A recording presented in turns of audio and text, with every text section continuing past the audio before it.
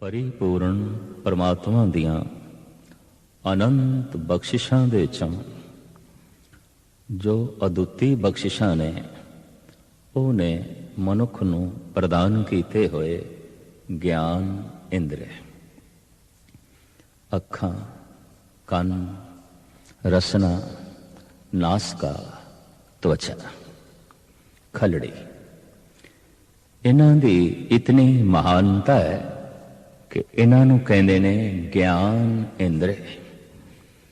मनुख जितना ज्ञान उपार्जन करता है, मनुख जितना ज्ञान संग्रह करता है, मनुख जितना ज्ञान इकट्ठा करता है, इन्हां पंजां दे आसरे ते ही करता है।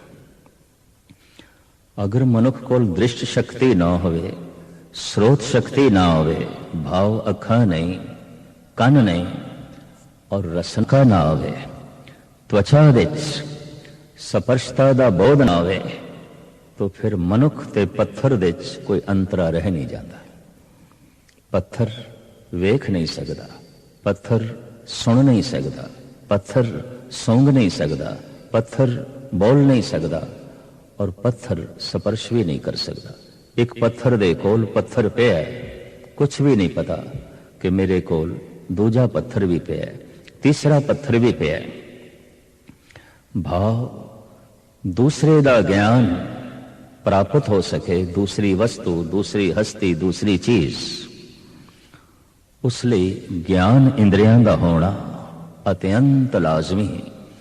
अनंत बख्शिशां दे च अकाल पुरख दी दित्ती हुई ये महान बख्शिश है। तदी ते एक एक इंद्रिय दे प्रति धन गुरु अमरदास जी महाराज सानू सुचेत करते हैं, सावधान करते हैं। जे प्रथम लईए इन्हां अखां नूं बड़ी खूबी है। जगत विच कहंदे ने अखां हैन ते संसार है, अखां गईयां संसार गया। संसार दा आकार, रंग, रूप दा बोध जो मन नूं मिलदा है अखां दे राहीं मिलदा है। और नेत्रहीन मनुख दया का पात्र है, ਉਹਦੇ ਕੋਲ आकार ਦਾ नहीं। अगर उसका परिवार भी है, मां सामने है, मां दे आकार का उसनों बोध नहीं है। पिता सामने बैठा है, पिता दे रंग रूप का उसनों ज्ञान नहीं है। भैन भी सामने बैठी है, भरा भी सामने बैठा है, पर उसके नैन नक्श कैसे ने, ਉਹਦਾ आकार कैसा है, कुछ भी बोध नहीं। पदार्थों का रंग रूप की है, कुछ भी पता नहीं। अगर उसकी ग्रस्त जिंदगी होवे, पत्नी होवे या पति होवे, नेत्रहीन स्त्री का की रंग है, की आकार है, की रूप है, कोई भी बोध नहीं, कोई बोध नहीं। आकार की भी अपनी महानता है। 80% ज्ञान बैरूनी बाहर दा मनुख नेत्रां दे राही संग्रह करता है, देख देख के संग्रह करता है। दर्शन की अपनी महिमा है, वेखण की अपनी महिमा है, दृष्टि की अपनी महिमा है, दृष्टि का अपना पसारा है। एक साइंटिस्ट अगर उसकी दृष्टि कम नहीं करती तो फिर साइंटिस्ट का सारा विकास, एक वैज्ञानिक की सारी बुद्ध रुक जाएगी। वेख नहीं सकता, जब वेख नहीं सकता तो खोज की करेगा। जब वेख नहीं सकता पदार्थ नूं, किसी वस्तु नूं, किसी हस्ती नूं, तो उसके बारे वो बोध की दे सकता, उसके बारे वो जानकारी की हासिल कर सकता है और उसके बारे वास्तविक वो की ज्ञान हासिल करेगा। अखां दी अपनी महिमा है, पर अखां दी एक अपनी कमजोरी है। अखां सारे संसार नूं देख सकदियां, सूरज चंद तारियां नूं देख सकदियां ने। अखां उचियां उचियां इमारतां नूं देख सकदियां ने, पहाड़ां नूं देख सकदियां ने, सूक्ष्म तो सूक्ष्म चीज़ां नूं देख सकदियां ने, अस्थूल तो अस्थूल चीज़ नूं देख सकदियां ने। पर दो अखां दी अपनी एक कमजोरी, दो अखां अपने आप नूं नहीं देख सकदियां। एक अख नहीं देख सकदी अपने आप नूं मैं कैसी हाँ। वेखण लई दर्पण का सहारा लेना पैंदा है, शीशा का सहारा लेना पैंदा है। अख नूं भी वेखण वास्ते ये अख कैसी है, मेरी अख कैसी है, किस तरह दी है। ये पुतले काले ने, नीले रंग दी है, वड्डी है, छोटी है, मृगनैन ने या आम पद्धर दियां अखां ने। ये बहुत दर्पण तो मिलेगा, दूसरे तो मिलेगा। अख अख नूं नहीं वेख सकती। अख पहाड़ां नूं वेख सकती है, पर अख दे अंदर एक निक्की जी रड़क पै गई है, नहीं वेख सकती। दूसरा चाहिए, तीसरा चाहिए। दूसरे नूं कहने असी जरा वेख मेरी अख दे च की पै गए। हद हो गई। ये अखां जो पहाड़ां नूं वेख सकदियां ने, सूरज चंद तारियां नूं वेख सकदियां ने, अख दे अंदर पई हुई रड़क नहीं वेख सकती। और निक्की जी ये रड़क, निक्का जिहा ये तिनका वेखण दे च अखां असमर्थ ने। भाव वेखण लई कोई दूरी चाहिए। ये दूर दे ही दर्शन कर सकते हैं। अखां वास्तविक इंज कह लईए दूरदर्शनी ने। अखां दे उपर किताब रख लईए, नहीं पढ़ सकांगे, क्योंकि अखां नूं अखर ही नहीं दिखाई देणगे। अखां दे उत्ते कोई तस्वीर रख लईए, नहीं वेख सकेगी। अख दूरदर्शन है, दूरदर्शन का ही बहुत करांदी है। कुछ ना कुछ दूरी चाहिए है। 1 फुट की दूरी, 10 फुट की दूरी, 100 फुट की दूरी चाहिए है। इंज कह लो अखां का ना ही होना चाहिए दूरबीन। कुछ ना कुछ दूरी चाहिए है, तां ये बीन कहते हैं वेखने नूं। फारसी का लफ्ज बीनाई, वेखना। दूरबीन, दूर तो वेखना। बिल्कुल अखां दे कोल है, अख नहीं वेख सकती। अखां ते दूरबीन ने, थोड़ी थोड़ी दूरी चाहिए है, अख वेख सकती है। लेकिन बहुत निकटता है, बहुत निकटता है, नहीं वेख सकती। पर अख दे च रड़क पै गई, तिनका पै गया। जद अख नूं ओ नहीं दिखाई देंदा, पर अखां दे विच जो बैठा है, जिहदी शक्ति नाल अखां वेख रही ने, ये अखां किस तरह वेखणगियां उसनूं। इस वास्ते कल युग दे अवतारी पुरुष धन गुरु नानक देव जी महाराज नूं कहना पिया, नानक से अखणियां बेअन जिने दिसंदो मां पिरी। वो अखां होर ने, होर ने, होर ने, जिन्हां नाल परमात्मा नूं वेखीदा, ईश्वर नूं वेखीदा। महाराज गुरु नानक देव जी महाराज ने ऐलानिया कह दिता, अंधे ए ना आखियन जिन मुख लोण ना आए, अंधे से ही नानका जो खसमों गुथे जाए। बिल्कुल उन्होंने अंधा ना आखो जिन्होंने पदार्थ नहीं दिखाई देंदे, दूर दियां चीज़ां नहीं दिखाई देंदियां, वस्तुआं नहीं दिखाई देंदियां, मनुख नहीं दिखाई देंदे, संसार नहीं दिखाई देंदा। उसनों अंधा आखो जो निकट तो निकट निरंकार है, रोम रोम दे च रमिया होया, जिसनों ओ नहीं दिखाई देंदा, वो अंधा है, वो अंधा है। इंज कह लो एक दूर दे तल दा अंधा है, एक निकट दे तल दा अंधा है। ये दूर दे तल दे अंधे, दूरदर्शन जिन्होंने दूर दियां चीज़ां दिखाई दे सकन, इस तरह दे अंधियां दी तादाद संसार दे च बहुत ज्यादा नहीं है, बहुत ज्यादा नहीं है, थोड़े ने, थोड़े ने। सारी दुनिया दे अंधियां दी गिनती करिए ते दुनिया दी कुल आबादी दा ये 1% हिस्सा भी नहीं बनते। बहुत थोड़े ने, बहुत थोड़े ने, बहुत थोड़े ने जिन्होंने दूर दे दर्शन नहीं होते, या इंज कह लो जिन्हां दियां अखां दूर दर्शन नहीं ने, इस तरह के नेत्रहीन, इस तरह के अंधे बहुत थोड़े, बहुत थोड़े। पर जिन्होंने निकट के दर्शन नहीं होते, उस प्रभु के दर्शन नहीं होते जो नेड़े तो नेड़े, निकट तो निकट, निकट तो निकट, उन्हां अंधियां नाल सारा संसार भरिया है। जगत अंधा है, निकट तो निकट जो परमात्मा है नहीं दिखाई देता। जगत दूर दे तल ते सुजाखा है, निकट दे तल ते अंधा है। इंज कह लो मनुख दियां अखां दूर दर्शन ने, निकट दर्शन नहीं ने। दूर दर्शन ने, नजदीक दर्शन नहीं ने, निकट दर्शन नहीं ने। इसका मतलब जो नेड़े तो नेड़े है, जब दिखाई नहीं देता तो उसका ज्ञान भी नहीं। जब दिखाई नहीं देता तो उसका बोध भी नहीं, तो सारा संसार ईश्वर के तल ते अज्ञानी मनिया जाएगा, ज्ञानी नहीं, अज्ञानी। क्योंकि पदार्थ का बोध है, परमात्मा का ज्ञान नहीं है। संसार का ज्ञान है, निरंकार का ज्ञान नहीं है। शरीर का ज्ञान है, आत्मा का ज्ञान नहीं है। फल फूल वनस्पति रंग रूप आकार का ज्ञान है, पर जो आकार तो रहित निराकार है उसका ज्ञान नहीं है। अंधा है मनुख परमात्मा दे तल ते, अध्यात्मिक तल ते। उर्दू दे हो गुजरे इस सदी दे मायानाज शायर डॉक्टर मोहम्मद इकबाल वो कहते ने, दिले बेना भी कर खुदा से तलब कि आंख का नूर दिल का नूर नहीं।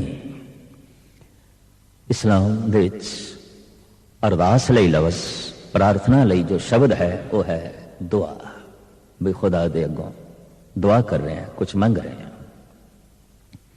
ये आलम, ये अनुभवी पुरुष कहता है, खुदा दे कोलों प्रभु दे कोलों जब तू दुआ करें, उसके अगों दुआ करें, तो खुदा दे कोलों ये भी मंगया कर, ऐ खुदा वो अखां दे जिहड़ियां तैनूं वेख सकन। दिले बीना भी कर खुदा से तलब कि आंख का नूर दिल का नूर नहीं। इल्म में भी सरूर है लेकिन ये वो जन्नत है जिसमें हूर नहीं। होवेगा अक्षरी ज्ञान दे च भी कुछ सरूर, होवेगा अखरी बौद्धां दे च भी कोई सूझ ते समझ, लेकिन इस दे च सरूर नहीं है, इस दे च मस्ती नहीं है, इस दे च वो रस नहीं है जिस दे नाल आकार दे जगत दे सारे रस बेरस हो जाते हैं। तो ये आलम कहता है, मंगया कर उस अख नूं जो निकट तो निकट है, देख सके। जगत दे सारे संबंध भी दूर ने और कई दफा ते बहुत दूर चले जाते हैं। मां का संबंध, पिता का संबंध, भरावां का संबंध, भैणां का संबंध, पत्नी का संबंध, पति का और बच्चे अक्सर हर वक्त नाल नहीं होंदे, दूर हो जाते हैं। कई दफा ते मौत उन्होंने हमेशा लई दूर कर देती है, हादसे हमेशा लई दूर कर देंदे ने। पर कितने भी नेड़े होवन फिर भी दूर ने। 1 फुट की दूरी, 2 फुट की दूरी, 10 फुट की दूरी, आखिर दूरी है। लेकिन जो नेड़े तो नेड़े रोम रोम दे उते नहीं दिखाई दे रहे। दृश्य दिखाई दे रहा है, अदृश्य नहीं दिखाई दे रहा। आकार दिखाई दे रहा है, निराकार दिखाई नहीं दे रहा। तो उस निराकार नूं किस तरह वेखिए?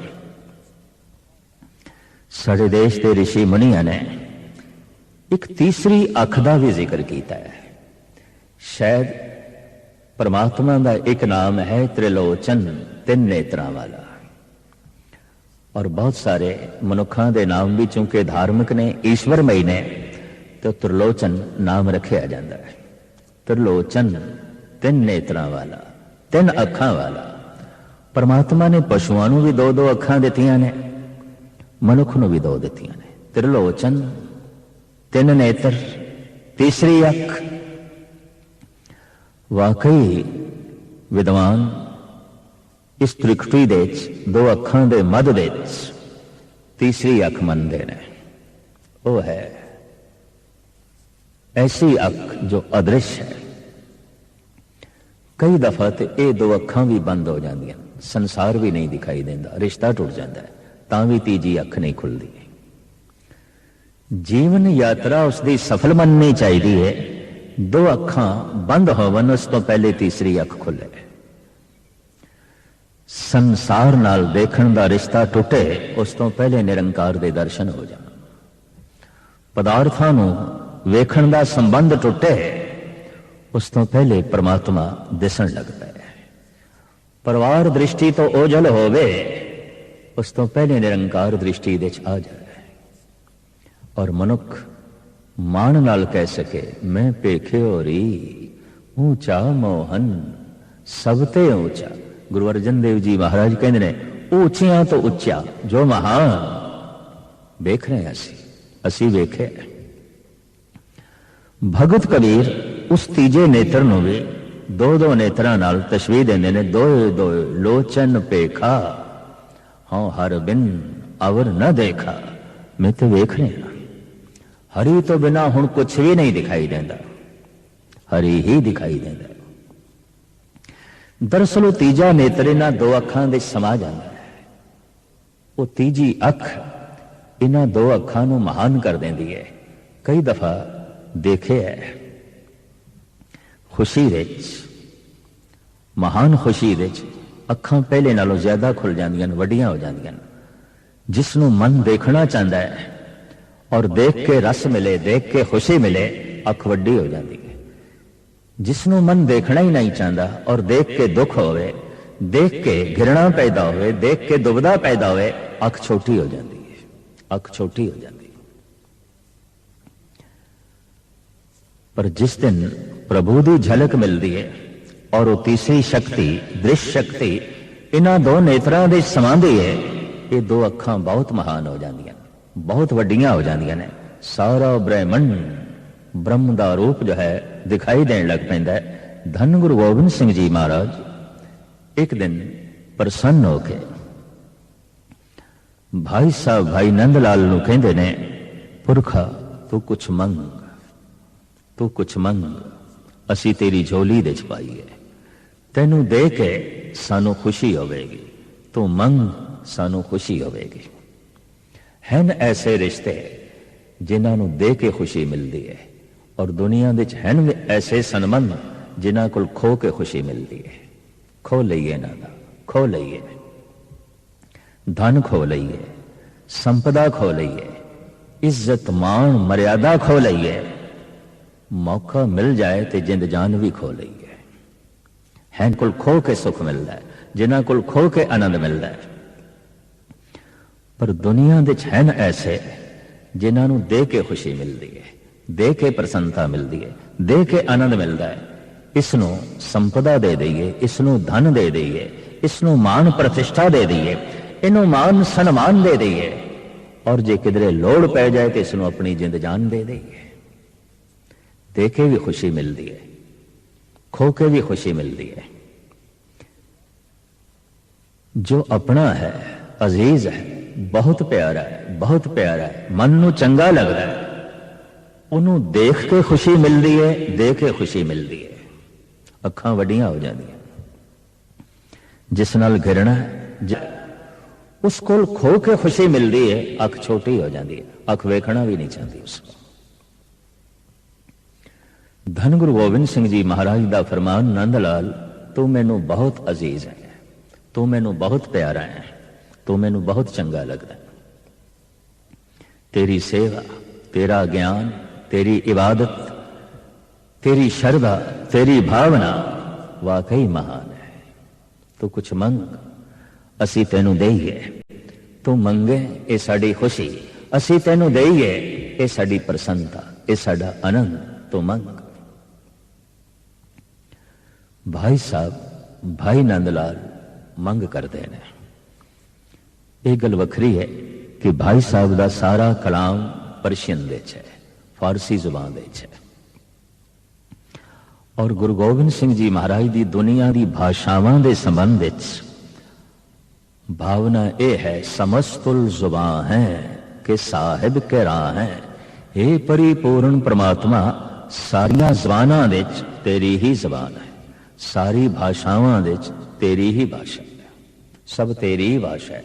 जब सब कुछ तैथों आया है तो भाषा भी तैथों आई है, जब सब कुछ तैथों आया है तो जबान भी तैथों ही आई है, जब जबान तैथों आई है तो जबान तो निकले अखर भी तैथों ही आए और किधरों नहीं आए। भाषा के संबंध दुविधा गुरु गोबिंद सिंह जी महाराज इंज मिटाते हैं, क्योंकि किधरे मजहब के नां ते भेद खड़ा होंदा है, किधरे जात पात के नां ते भेद खड़ा हो जाता है, किधरे मुल्क ते प्रांत के नां ते भेद खड़ा हो जाता है, और किधरे भाषा के नां ते भेद खड़ा हो जाता है। भाषा के भेद नूं गुरु गोबिंद सिंह जी महाराज मिटाते हैं, फरमान करते हैं, समस्तुल जुबान है कि साहिब के राह है। हे परिपूर्ण परमात्मा, सारिया जबानां दे च तू ही है, जबान चो बोले हुए अखरां दे च तू है। और निकली हुई आवाज धुन ये तू ही है। भाई साहब भाई नंद लाल उन्होंने जो जुबान है वो पर्शियन है, फारसी है। जब धन गुरु गोबिंद सिंह जी महाराज फरमान करते ने मंग करो मंग करो, असी दे के खुश होवांगे, तो मंग सानू दे के प्रसन्नता मिलेगी। तो भाई साहब जी मंग करते ने, कहते महान मनुखों की मंग भी महान आउंदी है, तुच्छ मनुखों की मंग भी तुच्छ होंदी है। जैसे बच्चा खिडौने लिए रोएगा, खिडौने की मंग करता है, मामूली है, तुच्छ है, सोच शक्ति मामूली है। मंग तो ही पता चलता है मनुख की है, वास्तविक मनुख की है। जिस मनुख की मंग बेमैनी है, जिस मनुख की मंग जड़ है, जिस मनुख की मंग कोई खास नहीं, वो मनुख भी कोई खास नहीं है, कुछ भी खास नहीं है।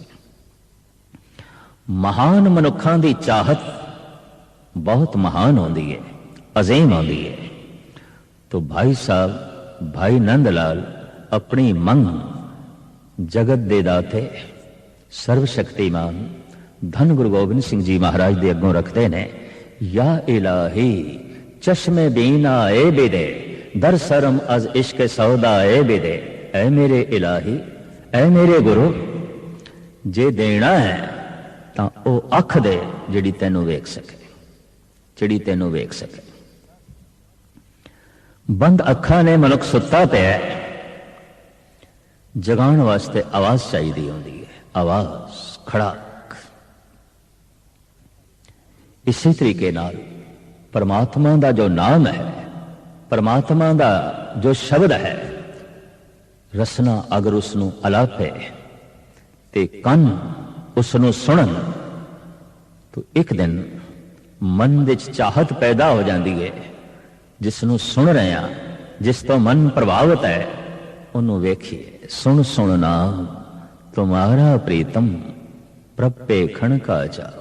वेखण की लालसा पैदा हो गई है, वेखण का चाह पैदा हो गया, वेखण की भुख पैदा हो गई है।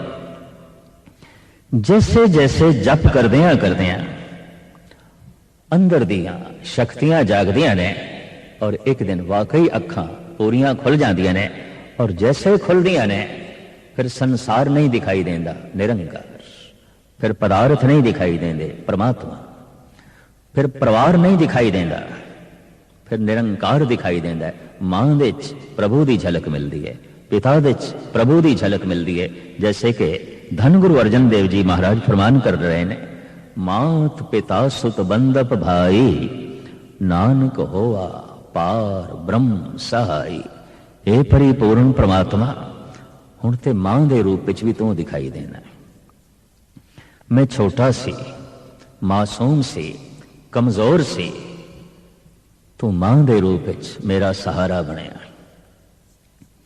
पर जद मैं बुढ़ा बन गया, कमजोर हो गया, लागर हो गया, तो पुत्र दे रूप विच मेरा सहारा बनया। किधरे पत्नी दे रूप विच मेरा सहारा बनया, तू पति दे रूप विच मेरा सहारा बनया। तू पुत्रां दे रूप विच मेरा सहारा बनया, तू भरावां दे रूप विच मेरा सहारा बनया। परिवार विच निरंकार दिखाई दे रहा है, पदार्थां विच निरंकार दिखाई दे रहा है। सारा ब्रह्मंड ब्रह्म का जो है रूप दिखाई दे रहा है। धन गुरु अमरदास जी महाराज फरमान करते हैं, ए नेत्रो मेरे हो हर तुम में जोत धरी, हर बिन अवर न देखो कोई, नदरी हर निहालिया। अखां नूं उपदेश कर रहे ने धन गुरु अमरदास जी महाराज बिरद बाबा। हे अखियो, प्रभु तो बिना और कुछ ना देखना। धन गुरु नानक देव जी महाराज ते इत्थे तक कहते हैं, अखी प्रेम कसाइया हर हर नाम पिखन, जेकर दूजा वेख दे जन नानक कड़ विचन। अखां विच इतना प्रेम, हर पासे हरि हरि हरि। पर जेकर दूजा वेख दे, गुरु नानक देव जी महाराज फरमान करते हैं, ए अखियो, ए होर नूं देखिया, थानू कुछ होर कड़ देना चाहिए ना, की लोड़ है इन्हां दी। अखां उस दिन महान हो जांदियां ने जब जर्रे जर्रे च प्रभु दिखाई देने लगता है। अखां उस दिन महान हो जांदियां ने जब शरीर दे रोम रोम दे परमात्मा दिखाई देने लग पैंदा है। इसे नूं कहंदे ने अध्यात्मक दृष्टि। इसे नूं कहंदे ने गुरमत दर्शन, इसे नूं कहंदे ने गुरु दी अख प्राप्त हो गई, प्रभु दी अख जो है प्राप्त हो गई। ऐसी अखां दे च पवित्रता होगी, ऐसी अखां दे च मासूमियत होगी और ऐसी अखां दे च अमृत होगा। तदी ते कहंदे ने अमृतमयी दृष्टि दे च अमृत आ गया। ये हुण जिथे तक वेखदा है, इहदे वेखण दे नाल भी अमृत दी वर्षा होंदी है। ये जिथे तक वेखदा है, वेख के भी कईयां नूं निहाल करदा है। जैसे कि पातशाह दी बाणी कहंदी है, नानक नदरी नदर निहाल, वेख के ही निहाल कर देता है। वाकई अखां दे च अमृत होवे, मासूमियत होवे, पवित्रता होवे, हिरदे दे च दया होवे। इस तरह की दया फिर अखां दे राही प्रगट होंदी है। अज तक तो एहसास ही समझते हैं कि हत्थां दे नाल कुछ वंडिया जाता है, पर नहीं, जिन्हां दी अखां ने परमात्मा नूं वेख लिया है और जो पावन हो गई ने, इस तरह के मनुख अपनी अखां दे राही भी अमृत वंडते रहते हैं। वो जिथे बैठते हैं दृष्टि नाल ही सब कुछ पवित्र करते हैं। एक साधु ने वेसुआ नूं वेख के देवी बना दिता, अपनी दृष्टि नाल ही देवी बना दिता। भाई गुरदास उसकी बकायदा कथा लिखते हैं, महापुरख अचान चक गनका वाड़े जाए खलोता। गनका दे घर चला गया, देखा कि दृष्टि की मारी गनका देवी हो गई। ओदी रसना तो भी राम नाम की ध्वनि बुलंद हो गई, वो भी राम राम कहन लग पई। गंदे गीत गाण वाली, फैश अलाप करन वाली अज राम नाम का अलाप करन लग पई। नेत्र उस दिन महान समझ लेने जद अखां अमृत वंडन लग पैन, और अखां उस दिन अमृत वंडदियां ने जिस दिन पूरियां खुल जान, और पूरियां उस दिन खुलदियां ने जिस दिन पूरा मिल जाता है। पूर्ण परिपूर्ण परमात्मा प्राप्त जैसे होंदा है, अखां पूरियां खुल जांदियां ने। इसे नूं धन गुरु नानक देव जी महाराज कहंदे ने महान अख दी प्राप्ति हो गई है। और इसे नूं आख्या है अदृश अख, अखी बाजों देखना बिन कन्ना सुनना। यही है अखां तो बिना वेखना, भाव अनुभव दी अख, अमृतमयी दृष्टि, परमात्मा दी दृष्टि। ऐसे मनुख दी अखां मनुख दी अखां नहीं ने, परमात्मा दी अखां ने, गुरु दी अखां ने। अखां उस दिन महान जद ये अखां ही प्रभु दी अखां बन जान, ये अखां ही परमात्मा दी अखां बन जान, ये अखां ही गुरु दी अखां बन जान। इसे नूं कहंदे ने अध्यात्मक दृष्टि। अखां अपनी मंजिल तक पहुंच गईयां क्योंकि अखां ही परमात्मा हो गईयां। निर्भव निर्वैर काल मूरत अजूनी सैभं गुरु प्रसाद। बाबा बोलना क्या कहिए, जैसे राम नाम रव रही है। अखां तो बाद जबान दी गल, रसना दी गल करन लगे हैं। रसना रसां दी खान, रसना बोलन दे तत्पर। जबान नूं परिपूर्ण परमात्मा ने दो कम प्रदान कीते ने, बोल सकती है, रस मान सकती है। कई दफा जिसकी जबान की शक्ति कमजोर होवे, लड़खड़ा के बोलता है, थथरा बोलता है। और कई दफा ऐसा भी हो जाता है, गूंगा हो जाता है, बोल ही नहीं सकता। ऐसा भी देखा गया, वड्डी बीमारी, घोर वड्डे ताप करके जबान अपनी स्वाद शक्ति भी गवा बैठती है। मुंह दे कोई रसदायक चीज भी पाई है, रस नहीं आ रहा, क्योंकि रसना ने रस नूं माणन दी जिहड़ी शक्ति है गवा छड्डी है। जबान अपने विच ये दो शक्तियां रखती है, बोलना, रस माणना। बोल के दूसरे नाल संबंध जुड़ता है, रस मान के पदार्थां नाल संबंध जुड़ता है। रस ही ना हो तो कुछ खाण नूं जी नहीं करेगा, और बोल ही ना सकिए तो संबंध नहीं जुड़ेंगे, संबंध नहीं जुड़ेंगे, रिश्ता नहीं जुड़ेगा।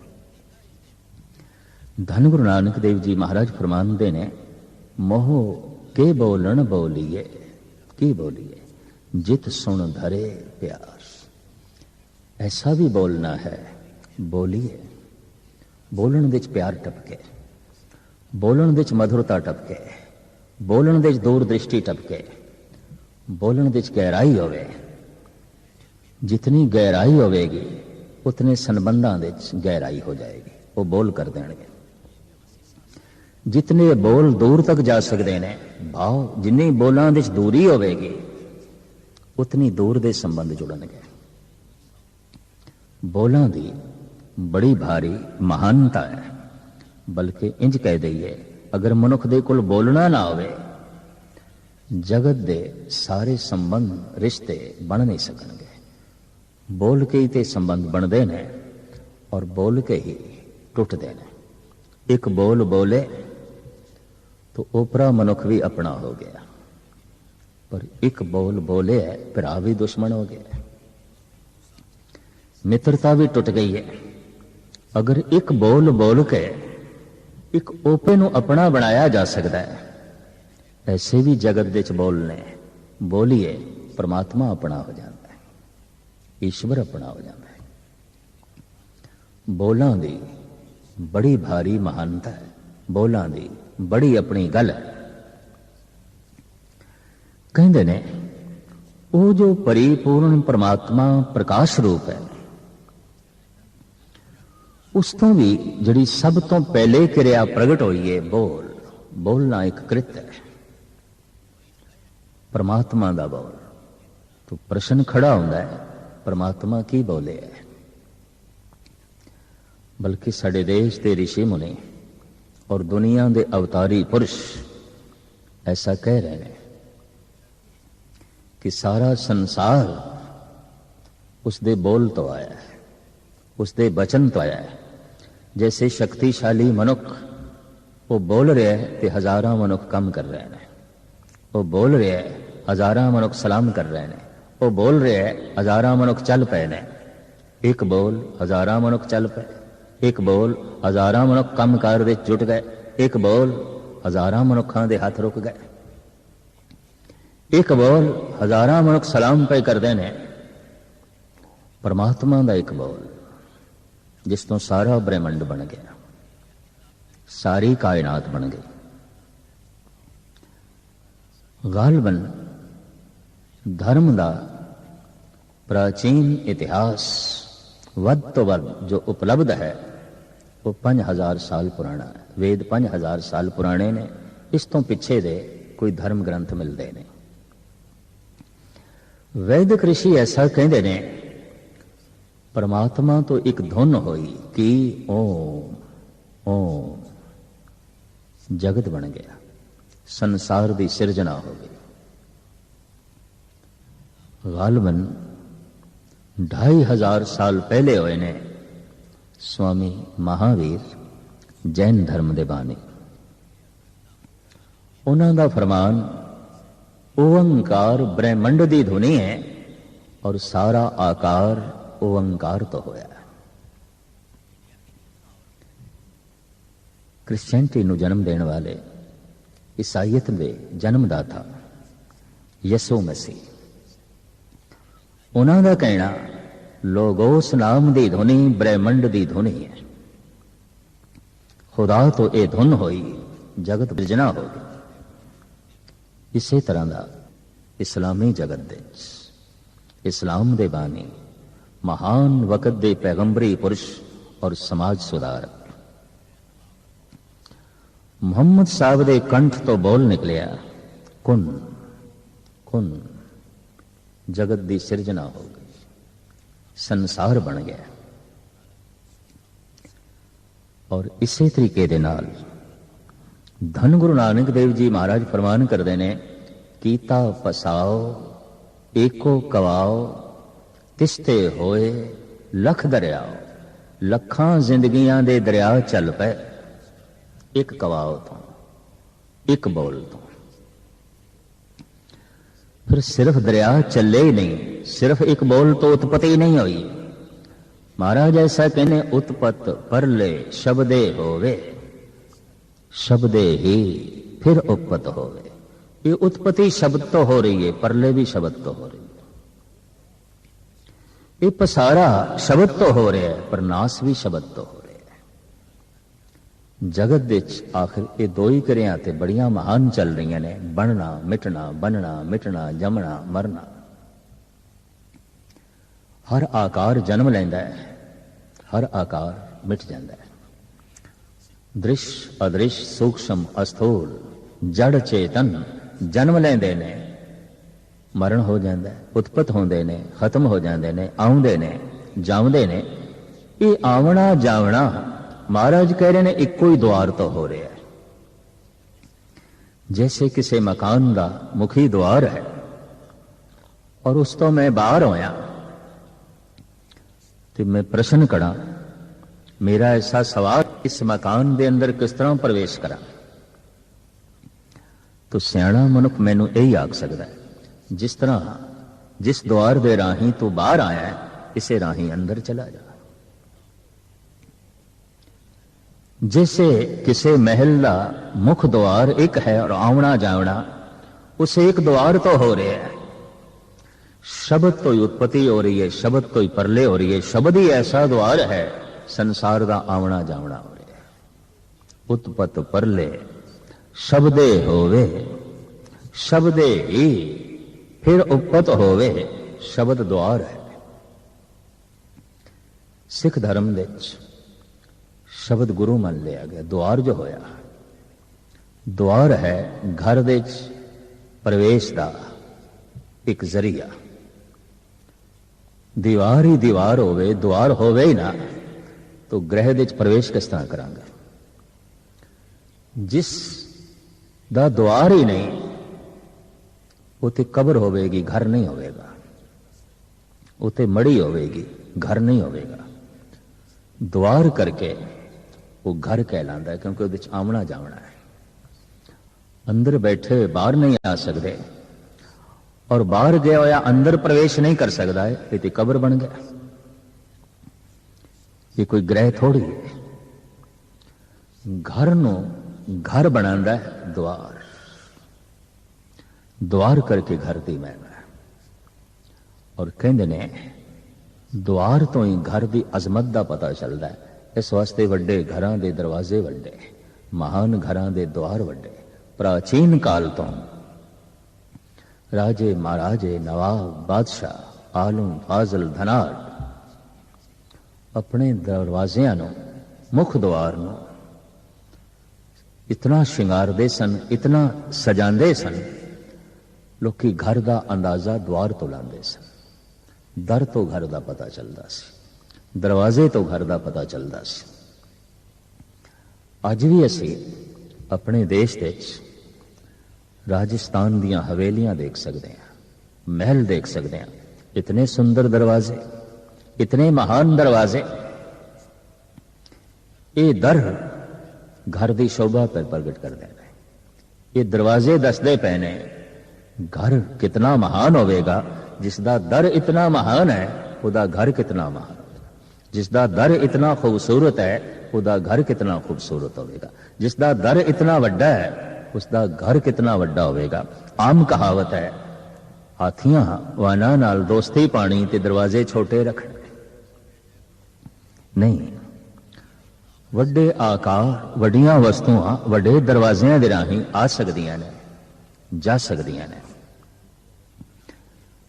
सिख जगत दे गुरु नूं द्वार आख्या जाता है। दरवाजा, गुरुद्वारा। गुरु द्वार है, दरवाजा है। अगर गुरु द्वार है तो परमात्मा घर है। परमात्मा घर है बहुत बड़ा, गुरु द्वार है बहुत बड़ा, बहुत बड़ा। और भगत कबीर ऐसा कहते हैं, ये दरवाजा कदी बंद नहीं होता, किसी लिए भी बंद नहीं होता। जह दर आवत जात हो, हटके ना ही कोय, सो दर कैसा छोड़िए, जो दर ऐसा होए। जिस दर ते किसी को भी रोक नहीं आन जान दी। जैसे मैं नास्तिक बना, मैं ईश्वर को इनकार करदा, मैनू कौन रोकेगा? कोई कानून नहीं, कोई समाजिक नियमावली नहीं भी तू नास्तिक क्यों है, तेनों सजा दी जाएगी। मैं नास्तिक हो सकता, मैं इनकार कर सकदा, मैं कह सकदा मैं इस दरवाजे दे प्रवेश नहीं करना, भावें खुला है तो खुला। कोई नास्तिक यह कहता है मैं इस दरवाजे दे प्रवेश नहीं करना, कोई भगत ते संत कहता मैं इस घर तो हुण बाहर निकलना ही नहीं, अंदर ही रहना, प्रभु दे विच रहना है, परमात्मा दे जो है रहना है। भगत सिरमौर श्री रविदास जी महाराज कहते ने ज्यों ज्यों सैर करे त्यों भावे, महरम महल न को अटकावे। जिस दिन दा प्रभु मेरा महरम बने, मेरा अपना बने, हुण मेनू समझ आ गई है उस दे महल दा जिहड़ा द्वार है उस ते अटक नहीं है, किसी नू रोकिया नहीं जाता, आवना जावना खुला है। जै दर आवत जात हो हटके ना ही कोय, सो दर कैसा छोड़िए जो दर ऐसा होए। जैसे जैसे दरवाजा वड्डा होवेगा, महल वड्डा होवेगा, वो दरवाजा बहुता बंद होवेगा, किसे किसे वक्त खुलेगा और किसे किसे लिए खुलेगा, हर एक लिए खुला नहीं है और हर वक्त भी खुला नहीं है, क्योंकि महल बहुत वड्डा, दरवाजा बड़ा महान। जितना वड्डा पहरा, जितना वड्डा घर, उतना ही ज्यादा दर बंद। वो दर खुलदा है किसे किसे वक्त, वो दर खुलदा है किसे किसे लिए, हर वक्त खुला नहीं है और हर एक लिए खुला नहीं है। भगत कबीर कहते ने परमात्मा दा दर हर वक्त खुला है, कदी बंद होंदा ही नहीं, और परमात्मा दा दर हर एक लिए खुला है, ये नहीं किसी लिए बंद ते किसी लिए खुला, हर वक्त खुला है और हर एक लिए खुला है। जै दर आवत जात हो हटके ना ही कोय, सो दर कैसा छोड़िए जो दर ऐसा होए। ऐसा एक बोल है तू प्रवेश कर सकता है प्रभु दे अंदर, और ऐसा एक बोल है तू दूर जा सकता है, बहुत दूर जा सकता है। मिथ्या बोल, कौड़ा बोल, गाल कड, कुरख्त बोल, दूर चला जाएगा, दूर चला जाएगा। मिठा बोल जगत नाल, तू प्रभु दे दर दे नेड़े आ गया, और ऐसा बोल जो प्रभु नू चंगा लगे तू दर दे प्रवेश कर गया। बोलना ही प्रवेश है, बोलना ही निकास है। ये इंट्रेंस और एग्जिट एक कोई है।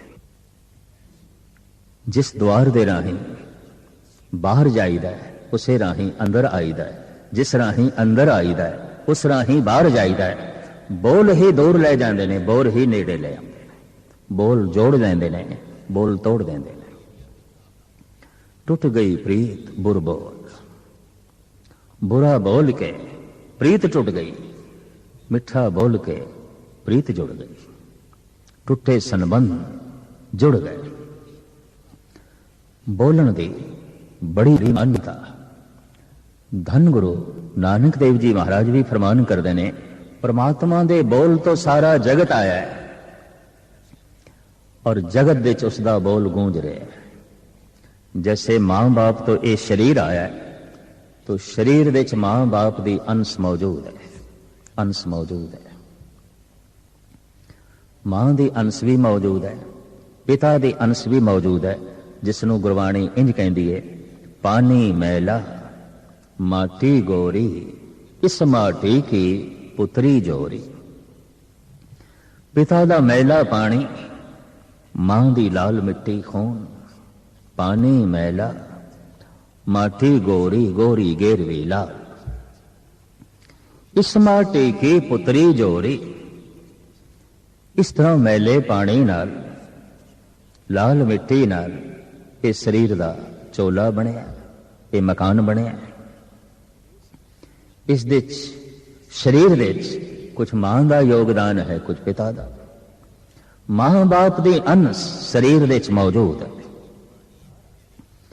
शब्द तो संसार आया है, तो संसार दे शब्द मौजूद है, क्योंकि आया जो संसार तो है, और उस शब्द हर वक्त गूंज रहा है। जैसे शरीर हर वक्त मां है, शरीर दे हर वक्त पिता है। पिता दी अंश नूं असीं अपने शरीर दे चों कढ नहीं सकते,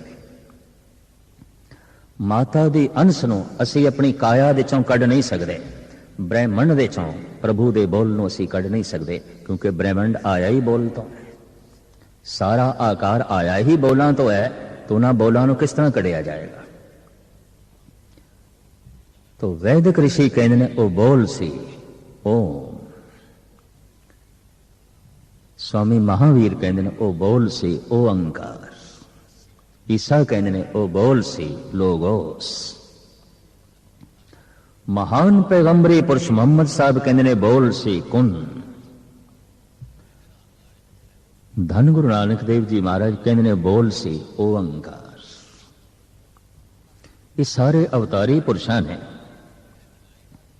वख-वख शब्द की गल क्यों की है, वख-वख आवाज की गल क्यों की है? इसके उत्ते मैं एक उदाहरण देना हूं। बारिश हो रही है मूसलाधार, वेड़े दे बाहर थाल पिया, थाली पई है, लोटा पिया, बाल्टी पई है, गिलास पिया, सारियां दे बरखा का पानी प्रवेश कर रहा है, थाल दे बाल्टी दे गिलास दे लोटे दे, गिलास भी भर गया, लोटा भी भर गया, थाल भी भर गया, बाल्टी भी भर गई, घड़ा भी भर गया। बरसात दे पानी ने बाल्टी दे कुछ होर आकार बनाया है, घड़े दे कुछ होर आकार बनाया है, गिलास दे उसने कुछ होर आकार बनाया है, थाली दे कुछ होर बनाया। भांडियां करके पानी का आकार अलग अलग हो गया। पानी तो वही है, जो घड़े दे पानी है वही बाल्टी दे है, जो बाल्टी दे है वही गिलास दे है, और जो गिलास दे है वही लोटे दे है। बर्तनां दा आकार अलग अलग होने करके पानी का आकार अलग अलग बन गया। हिरदा हर एक दा अलग अलग है, अकल सब दी अलग अलग है, समझ सब दी अलग अलग है, संस्कार सारियां दे अलग अलग ने, ते करीबन करीबन मादरी जुबान भाषा भी सब दी अलग अलग है। जैसे कि मोहम्मद साहब बोले अरबी दे, ईसा बोले हिब्रू दे, वैदिक ऋषि बोले संस्कृत दे, और महावीर बोले पाली दे, गुरु नानक बोले प्राकृत दे। भाषा भी अलग अलग है, हिरदे की बनतर भी अलग अलग है, हर एक दी जुबान भी अलग अलग है। भांडियां दे आकार अलग अलग होने करके किधरे ओम बन गया, किधरे ओंकार बन गया, किधरे लोगोस बन गया, किधरे कुन बन गया, किधरे राम बन गया, किधरे होर अनेका तरह के नाम बन गए। धन गुरु नानक देव जी महाराज भी कहते ने वो मूल शब्द है ओंकार। इस वास्ते गुरु नानक की रचना तो जो पहला शब्द निकले है ओंकार, गुरु ग्रंथ साहब जी महाराज का जो पहला शब्द है एक ओंकार, वही एक धुनी जो परमात्मा तो प्रगट हुई, और उसी धुन तो सारा जगत बने। इसनों धन गुरु गोबिंद सिंह जी महाराज फरमान करते हैं ओंकार आद कथनी अनाद। अनादि कथनी केड़ी है? पहले तो भी पहला बोल केड़ा है? ओंकार। इसे तो जगत होया, इसे तो संसार होया। धन गुरु गोबिंद सिंह जी महाराज ओंकार आद कथनी अनाद कहते हैं ओंकार आद मिटे ताए न माना। जिन्हों लिख दिता जाता है मिटा दिता जाता है ओंकार ये नहीं, ओंकार ब्रह्मंड की ध्वनि है, उसे तो सारा जगत होया। कबीर दे हृदय ने जो पकड़े है ओंकार, गुरु नानक दे हृदय ने जो पकड़े है ओंकार, धन गुरु गोबिंद सिंह जी महाराज दे हृदय ने जो पकड़े है ओंकार, स्वामी महावीर दे हृदय ने जो पकड़े है ओंकार। और गुरु गोबिंद सिंह जी महाराज ते ऐलानिया कहते ने ओंकार आद कथनी अनाद खल खंड ख्याल गुरभर आकार। हे परिपूर्ण परमात्मा, तेरा सब तो पहले दा बोल जो ब्रह्मंड दी ध्वनि पहली आवाज की ओंकार, इसे तो जगत होया। एक बोल इतना शक्तिशाली, उसे तो धुंध हो गई। यही धुंध समा पाके पानी बन गई, यही पानी ठोस जीवन धारण कर गया, और यही ठोस मिट्टी पत्थर विकास करदे करदे बनस्पति की शक्ल अख्तियार कर गया। बनस्पति चलदी चलदी कीड़े मकोड़े पशु पक्षी बन गई, और पशु पक्षी अनंत काल तक चलते रहे, विकसित होंदे रहे, मनुख बन गए। ते मनुख भी कदी अपना पूर्ण विकास कर लेंदा है, परमात्मा का रूप हो जाता है, देवता हो जाता है, संत हो जाता है, परमात्मा का रूप हो जाता है। और लोकी कहते ने मनुख नहीं है, ये तो हुण परमात्मा है, ये तो हुण ईश्वर है। शब्द तो सारा आकार आया, और सब तो चेतन आकार है मनुख। शब्द दे राही उस परमात्मा दे प्रवेश करेगा, और जिहड़े प्रवेश कर जाते हैं वो कह देंदे ने असी हुण उसे दा ही रूप हाँ। जैसे धन गुरु तेग बहादुर साहब जी महाराज दा बोल, गुर कृपा जय नर को कीनी, ते ए जुगत पछानी, नानक लीन भयो गोविंद स्यों, ज्यों पानी संग पानी। जिस तरह सरिता सागर दे च लीन होके सागर हो गई, असी गोबिंद दे च लीन होके गोबिंद हो गए। भगत कबीर भी ऐसा कहते हैं, अब तो जाए चढ़े सिंहासन, मिले हैं सारंग पानी, राम कबीरा एक भय है, कोई से पछानी। हुण कबीर ही राम हो गए। राम दा जो द्वार सी शब्द, उहदे च प्रवेश करके भगत कबीर कहते असी राम हो गए, असी राम दा रूप हो गए। तो जैसे मां बाप तो ये शरीर आया है, शब्द तो ये ब्रह्मंड आया है। अगर शब्द तो ब्रह्मंड आया है तो शब्द दे राही वापस जाएगा। इस वास्ते गुरु नानक देव जी महाराज कहते ने, मोह के बोलन बोलीए, रसना बड़ी महान है। एक कुछ ऐसा बोले प्रभु नाल संबंध जुड़ जाता है, उस अनादि परमात्मा दे प्रवेश मिल जाता है। पर ये बोल दूर भी ले जाणगे। मनुख एक बोल ऐसा बोल देंदा है, मां तो दूर हो जाता है, रिश्ता टूट जाता है। एक बोल ऐसा बोल देंदा है, पत्नी ने बोले है कि पति ने बोले है, तलाक तक नौबत चली गई है।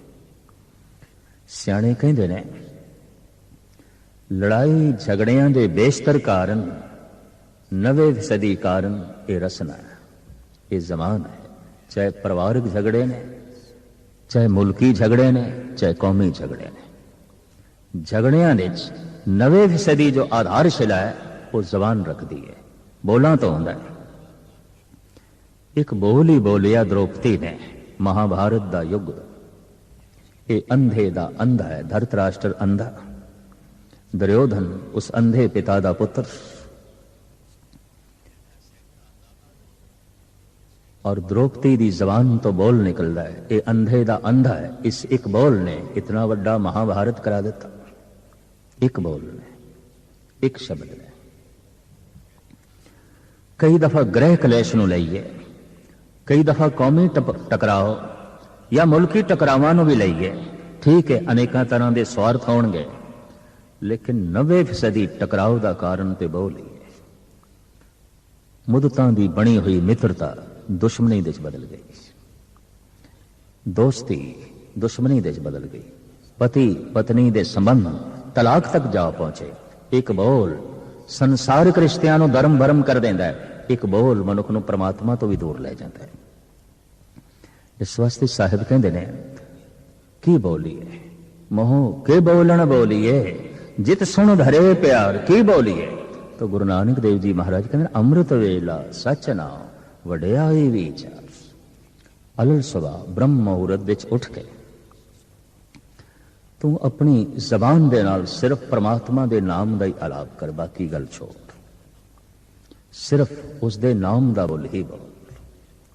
ये नाम तेनू प्रभु दे ग्रह दे प्रवेश करा देगा और तेनू प्रभु स्वरूप बना देगा। भगत कबीर कहते ने, बाबा बोलना क्या कहिए, जैसे राम नाम रव रहीए। बोलदियां मनुख राम दा रूप हो गया, बोलदियां मनुख निरंकार हो गया, लेकिन बोलदियां मनुख विकार दा रूप भी हो सकता है। इस वास्ते बाणी कहती है, बोलत बोलत बड़े बिकारा, बिन बोले क्या करे बिचारा। बोल के ही निरंकार प्रगट होता है, बोल के ही विकार प्रगट होता है। रसना ऐसा द्वार है जिस तो आवना भी हो रहा है, जावना भी हो रहा है। अगर ये मिठे बोल बोले तो रसना अमृतमयी हो जाती है, क्योंकि रसना ते परमात्मा आ जाता है। प्रभ जी बसे साध की रसना, जिहदी जबान ते परमात्मा बैठ गया वो बोल परमात्मा मई है।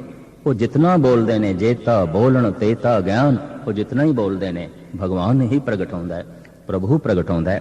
रसना की उस दिन महानता ते सफलता समझ लो जिस दिन रसना परमात्मा का रूप हो गई और रसना महारस माणन लग पई। यही रसना की प्राप्ति का मुद्दा है, यही लक्ष्य है, इसकी प्राप्ति ही रसना की सफलता है। सतगुर सारियां दी झोली च ये सफलता पावे।